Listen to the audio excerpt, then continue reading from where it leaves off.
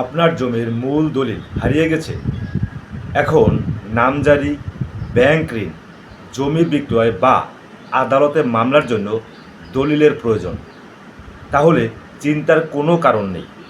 আপনি সরকারি নিয়মে দলিলের সার্টিফাইড কপি সংগ্রহ করতে পারবেন।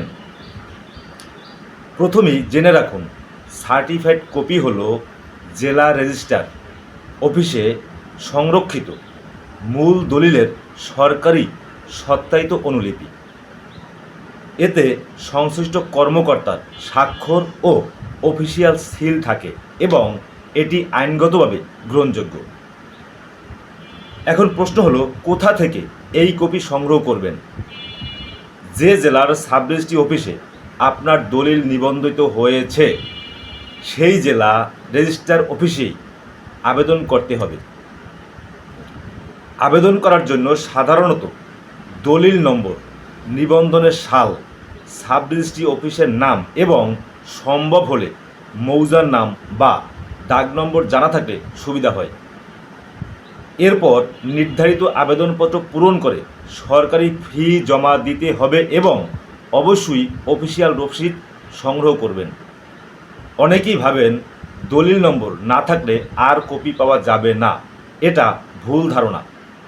দলিল নম্বর না থাকলেও বিক্রেতা বা ক্রেতার নাম, মৌজার নাম কিংবা নিবন্ধনের সাল দিয়ে রেকর্ড তল্লাশির আবেদন করে দলিলের তথ্য বের করা যায়। সাধারণত অফিসের কাজের চাপ ও রেকর্ডের অবস্থার উপর নির্ভর করে কয়েকদিন থেকে কয়েক সপ্তাহের মধ্যে সার্টিফাইড কপি পাওয়া যায়। এই সার্টিফাইড কপি মূল দলিল হারিয়ে গেলে বিকল্প হিসাবে নামজারি, জমি বেচাকেনা, ব্যাংক ঋণ গ্রহণ এবং আদালতে প্রমাণ হিসাবে ব্যবহার করা যায়। সবশেষে একটা গুরুত্বপূর্ণ পরামর্শ, দালালের মাধ্যমে নয়, সরাসরি জেলা রেজিস্ট্রার অফিসে আবেদন করুন। শুধু সরকারি ফি পরিশোধ করুন।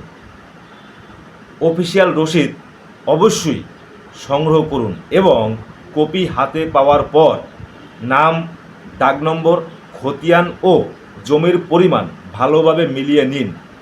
এ ধরনের আরও সহজ ভাষায় আইনি তথ্য পেতে আমাদের পেজটি এখনই ফলো করুন। ধন্যবাদ, আজকে পর্যন্তই।